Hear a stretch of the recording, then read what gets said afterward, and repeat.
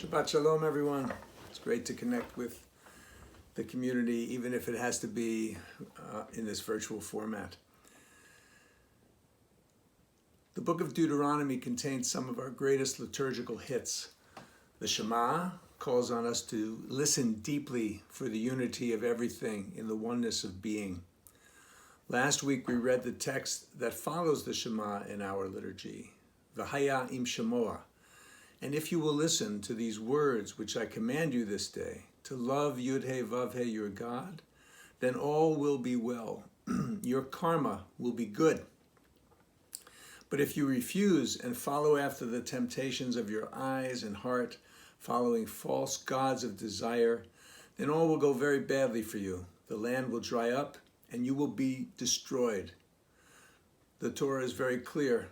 This is bad karma. And this week we read, Et habracha asher tishma'u. The blessing will come if you listen. Shema, shemoah, tishma'u. All from the same root, meaning listen. So a short story. Joyce and I were recently in northern Vermont, where we often go in the summer. One day we decided to try a new hike. An electrified fence had to be opened to get to the path. No problem. I opened it carefully and we proceeded. We had a lovely hike and we had to pass through the same fence on the way back. Now you know this is not going to end well. I wasn't as careful this time. The heavy metal chain that I was holding in my hand and removing from the electrified fence hit the fence. I felt a shock from my toes to the middle of my back. There was what I can only describe as a crack in the center of my spine, and I was thrown to the ground. This all happened in less than a second. Now, when things happen in the middle of your day that are surprising and out of the ordinary, we can call it a waking dream. Like a normal dream, it has symbolic value if we stop and pay attention.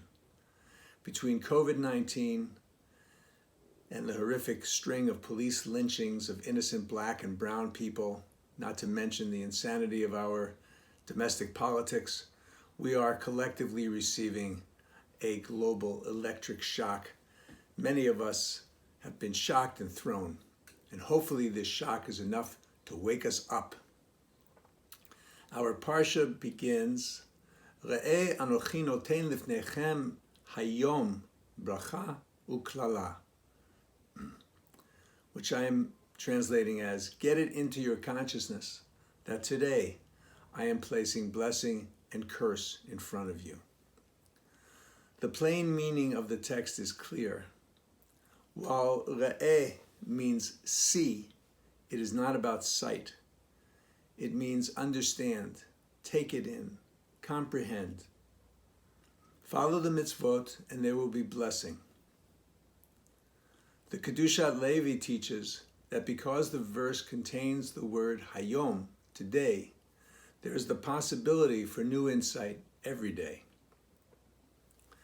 The historical moment of today, hayom, is a clear choice between blessing and curse.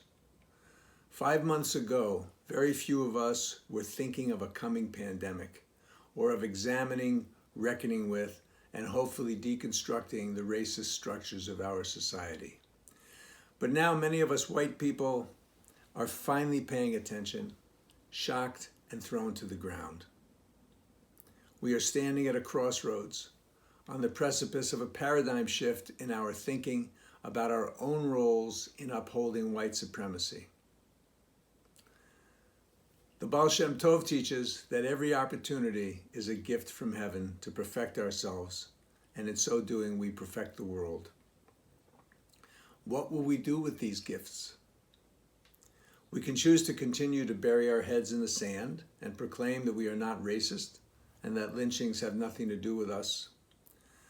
For many years, when the topic of racial prejudice came up, I would always say, how can I be racist?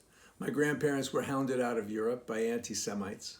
Jews weren't even considered white until after World War II. I have nothing to do with this problem.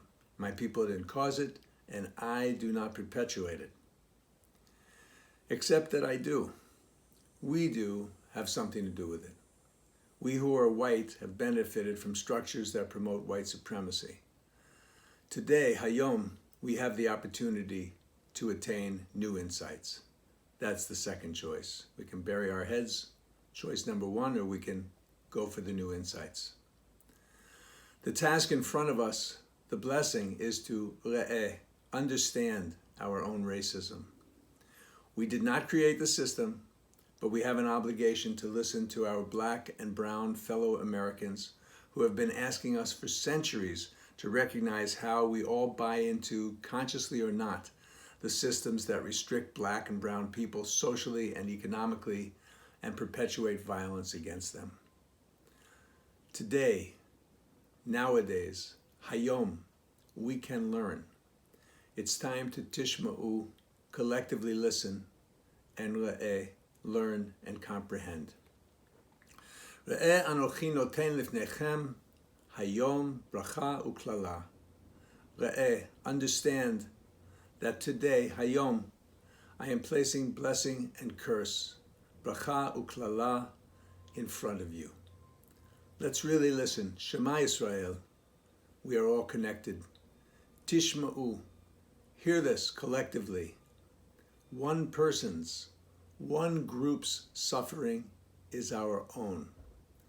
V'haya im shemoa, and if we really listen and learn, then blessing will prevail. Shabbat Shalom.